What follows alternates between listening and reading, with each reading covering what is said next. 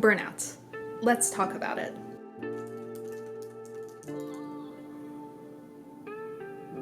So today we're going to talk about what burnout is, how to know if you've hit it, and how to recover from it.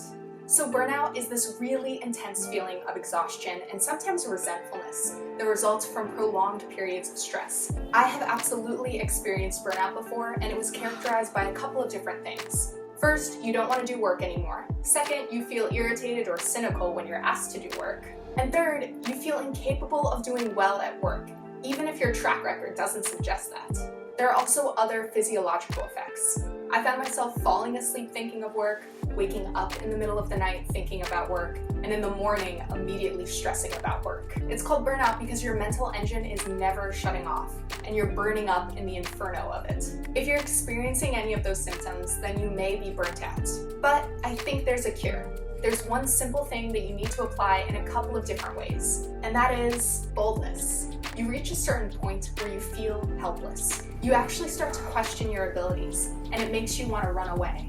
Quit your job, drop out of school. Ideally, you want to run towards something, not run away from it. And when you embrace boldness as your core strategy against burnout, there are 3 approaches that you can start running full speed ahead towards. First, tell people that you're burnt out and do it shamelessly. That last part is really key. So let me give you 2 examples. I've been struggling kind of a lot with certain things. There's something that I've been thinking a lot about and I've really wanted to tell you. We've been working on some really ambitious things this year, and I've loved hitting the ground running. But it's been intense and I've had a lot on my plate. Oftentimes, the things that we least want to communicate are the things that we most need to communicate. So identify that person that needs to know your burnout and is in a position to help you mitigate it. Talk to that person with confidence and ownership over what you're feeling. And if you work with reasonable people, they will help you, but they can't read your mind. The second way to use your boldness to address your burnout is to ask for what you want and be specific. People want to help. They just don't like having to think about how to do it. So outline what you want, make the case for it, and don't worry about whether or not there's precedent. You may be asking to take a leave, or shift your hours, or work part-time, or push out a deadline, or drop some projects. Whatever it is that you think will help, be specific and ask for it. The worst they can say is no, but they will respect you for taking the initiative to think through the solutions to your own burnout and then being precise in what you ask for.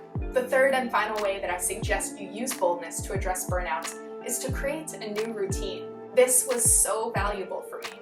I started enforcing really aggressive boundaries, not only on the time that I spent working, but also on the time that I spent thinking about work. My new morning routine consisted of taking 30 minutes in the morning to read a book and 30 minutes to do light stretching and exercises, rather than jumping straight into opening up my laptop and going to work. The stress of your burnout is likely compounded by your current routine, so embrace your boldness to break that and rethink what it should look like. Once again, it will teach you to run towards the lifestyle that you want, rather than running away from the lifestyle that you have because of exhaustion or insecurity.